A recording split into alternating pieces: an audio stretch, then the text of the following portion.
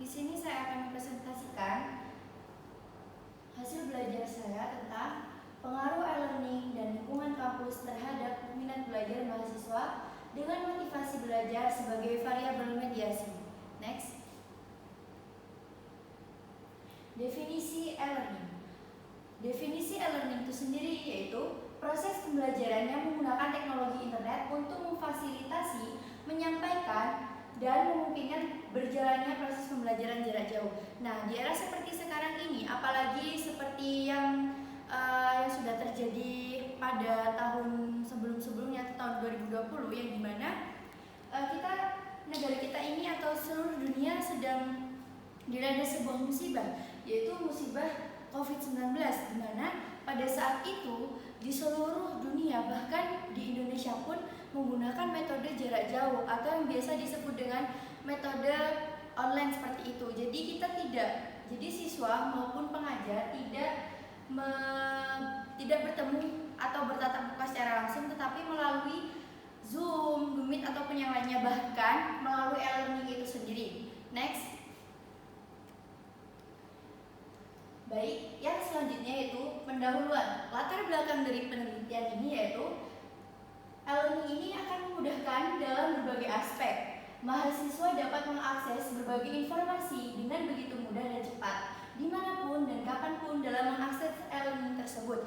Jadi seperti yang saya jelaskan tadi, bahwasanya dengan adanya metode atau dengan memakai e-learning ini, mahasiswa, siswa ataupun yang berhubungan dengan pembelajaran tersebut itu dapat dilaksanakan atau dapat dilakukan dimanapun dan kapanpun jika memungkinkan. Seumpama jika seorang mahasiswa sedang berada pada sebuah rapat atau sebuah komunitas seperti itu, dia masih bisa menjangkau e-learning ini. Karena kenapa? Karena e-learning ini dapat diakses dimanapun dan kapanpun. Baik, next. Latar belakang. Apa sih latar belakang dari penelitian ini? Yaitu pengembangan e-learning penting dilakukan pada sebuah perguruan tinggi karena memiliki sebuah fleksibilitas belajar, seperti halnya terdapat sebuah interaksi antara pendidik dengan peserta didik. Dilakukan tidak hanya dengan tatap muka, akan tetapi bisa dilakukan melalui berbagai media elektronik. Jadi bisa juga e-learning ini dilakukan pada saat tatap muka. Mungkin di era modern seperti sekarang ini tidak mungkin menggunakan kertas. Maksudnya minim sekali guru atau dosen yang memberikan kertas, tetapi sekarang sudah memakai e-learning itu sendiri. Baik, next. Yang selanjutnya, metode penelitian, yaitu menggunakan metode kausalitas, pendekatan kualitatif. Baik, metode kausalitas yaitu metode yang dimana berhubungan dengan sebab akibat, yang dimana pada saat kita melakukan sesuatu akan menghasilkan sesuatu. Seumpama pada saat menggunakan e-learning ini, apa sih dampak yang dihasilkan dari e-learning ini? Tentu saja ada sebab juga ada akibatnya. Baik, next. Yang selanjutnya, faktor-faktor. Yang pertama, faktor internal. Yang kedua, faktor eksternal. Faktor internal itu sendiri yaitu terdapat pada diri mahasiswa itu sendiri. Dia mau memakai e-learning ini atau menimbulkan sebuah motivasi dengan menggunakan e-learning ini, itu tergantung diri mereka masing-masing. Dan juga kalau yang kedua, faktor eksternal. Faktor eksternal itu sendiri yaitu berasal dari luar dirinya sendiri, bisa dari lingkungan, pertemanan, ataupun pas waktu dia ada di mana atau di tempat mana seperti itu. Jadi lebih mengarah ke sebuah lingkungan yang mengelilingi mahasiswa itu sendiri. Next. Yang selanjutnya, objek penelitian. Yang pertama, e-learning. Jadi pada penelitian ini yaitu memfokuskan pada e-learning. Yang kedua, motivasi belajar. yang ketiga lingkungan, yang keempat minat belajar. Seperti itu. Jadi e-learning itu sendiri tadi saya sudah jelaskan bahwasanya suatu hal yang berhubungan dengan pembelajaran, di mana pembelajaran itu bisa dilakukan dengan tatap muka ataupun dengan jarak jauh dengan perantara media elektronik. Yang kedua, motivasi belajar.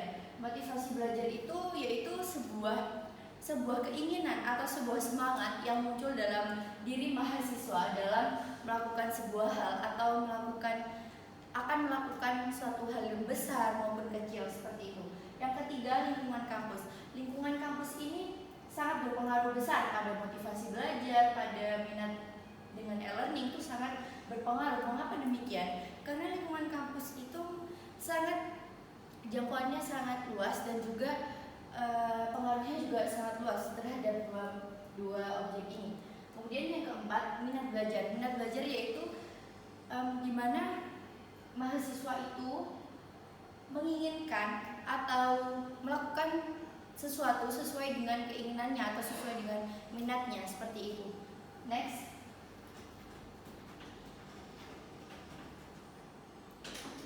Baik, tujuan dari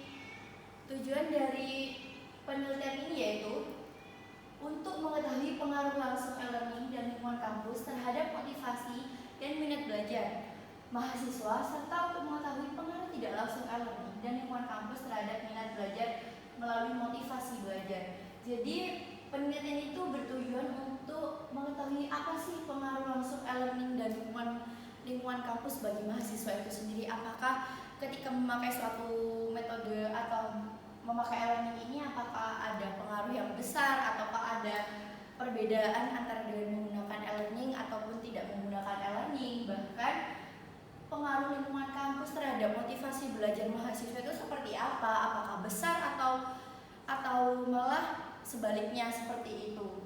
Baik, next. Hasil penelitian. Yang pertama, motivasi tidak berpengaruh terhadap hasil belajar. Yang kedua, lingkungan belajar berpengaruh terhadap motivasi belajar. Yang ketiga, terdapat perbedaan yang signifikan hasil belajar peserta didik yang menggunakan e-learning dengan proses pembelajaran yang melalui konvensional atau tatap muka. Yang terakhir, menemukan lingkungan kampus berpengaruh secara signifikan terhadap minat belajar peserta didik atau siswa.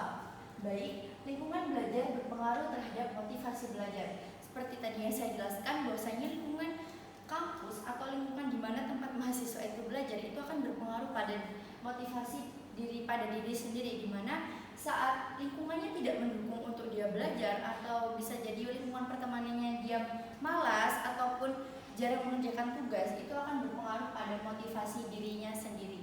Seperti itu.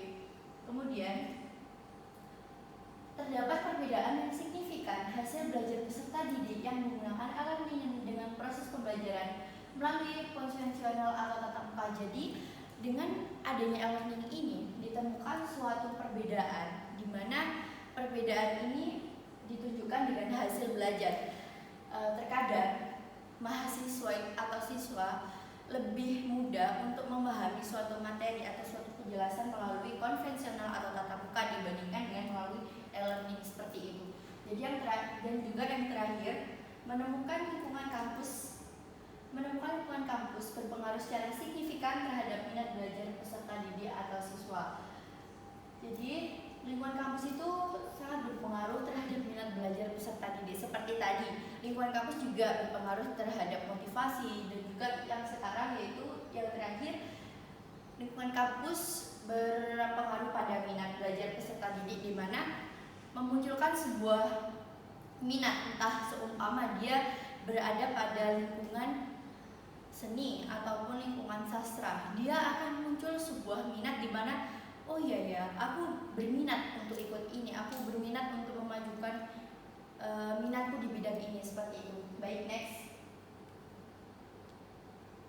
Dampak positif dari penelitian ini yaitu yang pertama, memudahkan mahasiswa dalam memperoleh informasi dimanapun dan kapanpun. Jadi mahasiswa dapat mengakses e-learning ini dimanapun dan kapanpun tanpa harus tatap muka, seperti itu. Yang kedua, dapat membuat pemikiran seorang mahasiswa berkembang sesuai dengan eranya. Dengan adanya e-learning ini, dengan adanya e-learning di era modern seperti sekarang ini, tentu saja membuat pemikiran mahasiswa itu berkembang. Apalagi di era modern seperti sekarang ini tuh teknologi yang seperti kita tahu berkembang dengan pesat. Baik, next. Kesimpulan. E-learning memiliki sebuah dampak yang positif jika ditinjau dari segi teknologi seperti sekarang. Sebab di era seperti sekarang ini, sebuah serba teknologi dan pembelajaran menggunakan sarana dan prasarana yang berhubungan dengan teknologi. Jadi dapat ditarik kesimpulan bahwasanya e-learning ini dapat menjadikan atau memberikan dampak positif, di mana seperti era teknologi yang berkembang pesat di era modern ini tuh sangat berpengaruh, atau e-learning ini juga sangat ada hubungannya dengan teknologi tersebut. Baik, next. Sekian dari saya. Apabila ada salah kata, mohon dimaafkan. Assalamualaikum warahmatullahi wabarakatuh.